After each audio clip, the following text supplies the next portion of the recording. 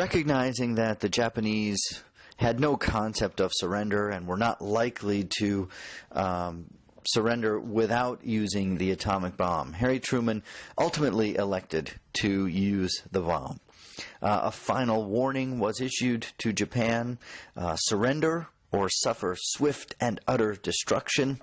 And of course the Japanese did not surrender. On August 6th, 1945, the bomber known as the Enola Gay dropped the first atomic bomb on the Japanese city of Hiroshima. It was a largely military target. There was a large naval base there. Nonetheless, there were an enormous number of civilians killed as well. About 80,000 people died instantly. Another 70,000 or so died in the days and weeks following.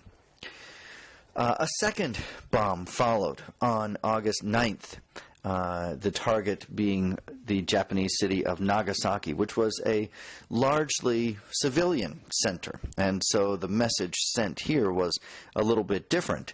The United States would stop at nothing, including bombing civilian centers. About 140,000 people were killed in that second bombing.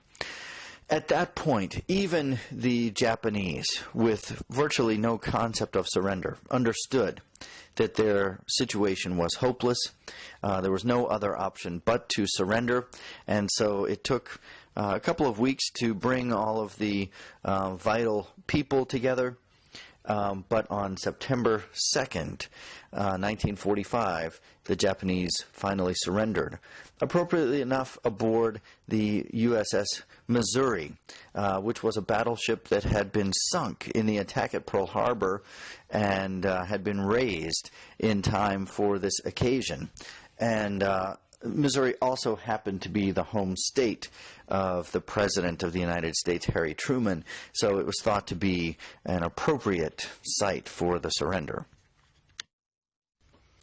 The surrender of Japan, unlike W.E.B. Day, when Germany surrendered, brought unbridled joy all around the world. There was no reason any longer to sort of hold back, no more fears of further combat or other kinds of things. And so the scene in this picture, this is one of the more famous pictures of the 20th century, but this was replicated all over the world as people embraced in the streets. Here, two strangers embracing and kissing in the streets, and the entire world was consumed with just an overwhelming feeling of joy. So let's consider for just a moment some of the results of World War II.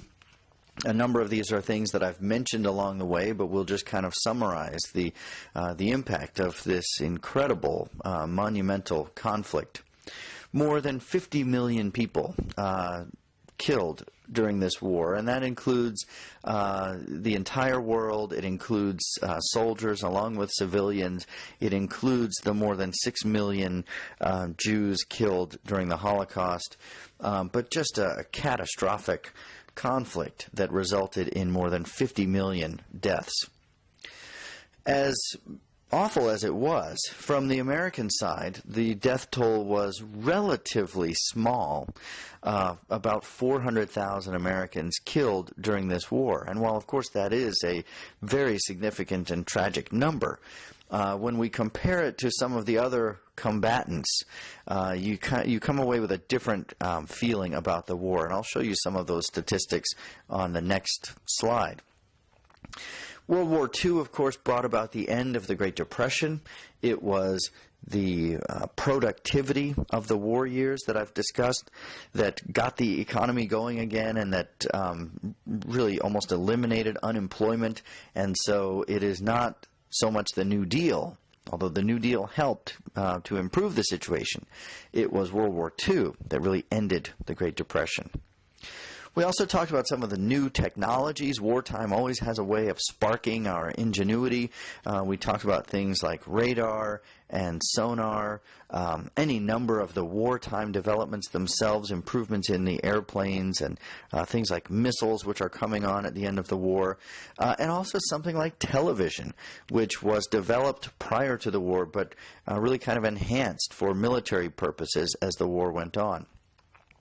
We talked about some of the opportunities on the home front that were presented for blacks and for women, a time of real changes in their situation and beginning to move forward through society. And we'll talk about how those developments are kind of cemented in the decades that follow.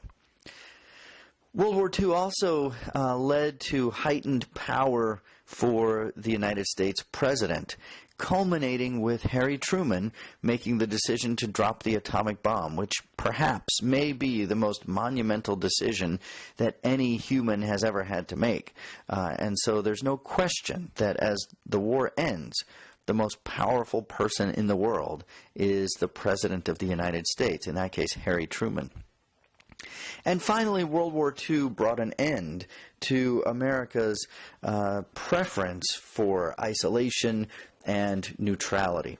I mentioned to you that after World War I, the United States in the 1920s and 30s had kind of retreated back to its old stance of neutrality and isolation. After World War II, we don't do that. There is no more thought of remaining isolated and uninvolved in world affairs. And of course, we will begin talking in the next lecture about the Cold War and certainly United States' deep and profound involvement around the world.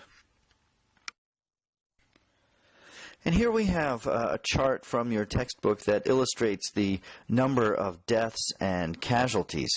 And just note the massive numbers killed in a place like the Soviet Union.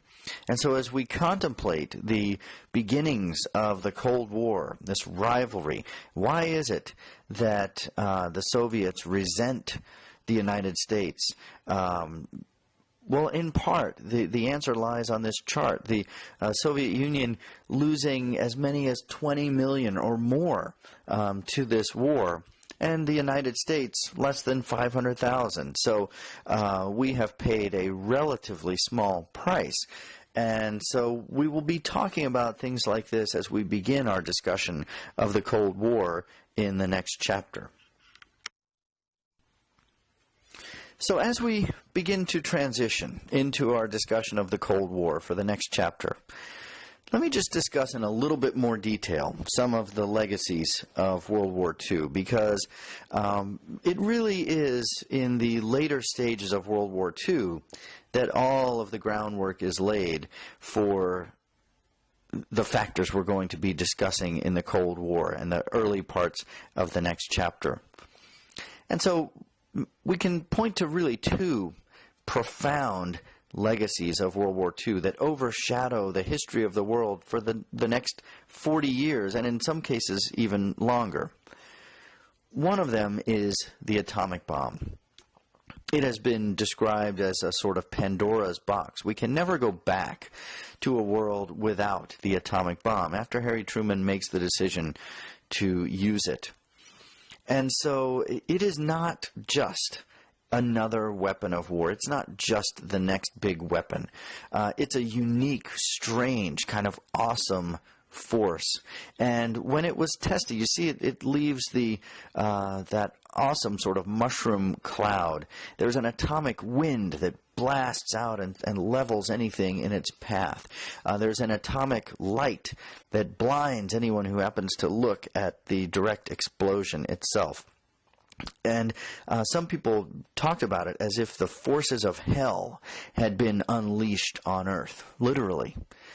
And so we need to consider for a little bit more, was this really necessary? What was going through Truman's mind? Why did we use it?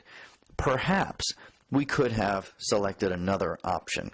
So how else might World War II have been brought to an end? Well, first of all, Japan was already very much on its heels, on the defensive. After the Battle of Okinawa, as we've discussed, they were subject to heavy bombings, and they weren't able to rebuild and replenish the way that the Allies were. So some historians speculate that Japan was fairly close to surrender anyway, although it was difficult to convince the leadership, some of those most war-hawkish kind of holdouts. Harry Truman's advisors were telling him similar things. Policymakers around him were saying that in all likelihood Japan is near to surrender. We're going to win this war, whether we use the bomb or not. So it becomes a matter of efficiency and swiftness in ending the war as much as anything. Military advisors were telling Truman the same thing, that the Japanese can't possibly hold out for very much longer. They don't have the men, they don't have the supplies, they don't have the weaponry anymore to keep this thing going. What about the possibility of a land invasion? This was obviously going to be a D-Day style attack, or even bigger than D-Day had been. The worst estimates were astronomical in terms of American casualties. But we have records now that Truman's closest advisors were telling him that they didn't think it would necessarily be that bad, that once the Americans got a foothold, that Japan would sort of crumble. It was already ready and close to surrender. And so a land invasion may have been a valid option. And yet Truman opted for the atomic bomb. And so we need to think a little bit more about why he chose the bomb when a land invasion or other options might have ultimately brought Japan to surrender. Well, part of it might involve Truman and his own personality himself. Truman was a little guy. He was fairly short. You might remember the picture I showed you of Eleanor Roosevelt, who actually towered over Harry Truman. He had what some people call a Napoleon complex. He was literally the kid that had sand kicked in his face when he was a kid. He got pushed around and beaten up, and so he developed kind of an abrasive personality. He was more aggressive than perhaps larger people might be, and some have speculated that this was kind of Truman's ultimate payback for all of the abuse that he had suffered. We can only speculate about how much of a factor that was, but it may have played a role. Another was simply the idea that we've talked about, the money that was invested. It took about $2 billion to develop the atomic bomb, and now we've got this next big weapon. Are we just going to leave it sitting on a shelf? No, we're going to use it. But the last two ideas are the ones that I want to mention, because they were certainly part of Truman's decision-making, and they move us into the realm of thinking about the next chapter in American history, which is the rivalry with the Soviet Union, the Cold War. Japan is going to surrender anyway. They're going to be defeated anyway. But if the United States uses the bomb, we win the war ourselves. We drop the bomb. It's a very convincing way to win the war, and we've done it on our own. We also show the world what we have in this awesome, terrifying weapon, and more to the point, we show the Soviets what we have in this weapon. And related to that is the fact that by using the atomic bomb, we shortened the war. Yes, Japan in all likelihood would have surrendered eventually, but we don't know. Would it have taken weeks? Would it have taken months? How long might they have held out? By using the bomb, it was the United States who won the war, rather than doing it with the assistance of other nations, and most pointedly, the Soviet Union. And we haven't talked much about this, but as part of the discussions at Yalta, one of the things that FDR insisted from Stalin was that, okay, if we let you take Poland and some of this other territory, you need to help us in our war with Japan. And the Soviets agreed to that. Well, the Soviets did join the war against Japan. And do you know when they did it? On August 8th, after the bomb at Hiroshima, the day before the bomb at Nagasaki. And in other words, the war was already over. The war was essentially won when the Soviets joined in. Now, if we had not used the bomb and had waited and waited and waited, perhaps the Soviets play a key role, and that strengthens their position in the post-war world. So it's important just to recognize that in these final months of the war, I talked to you about the race to Berlin, now the decision about dropping the atomic bomb, the victory over Japan. We are thinking a great deal about how the world is going to look after the war is over. What is our relationship going to be with the Soviets? And so the other great legacy that comes out of World War II is the Cold War, this rivalry with the Soviets.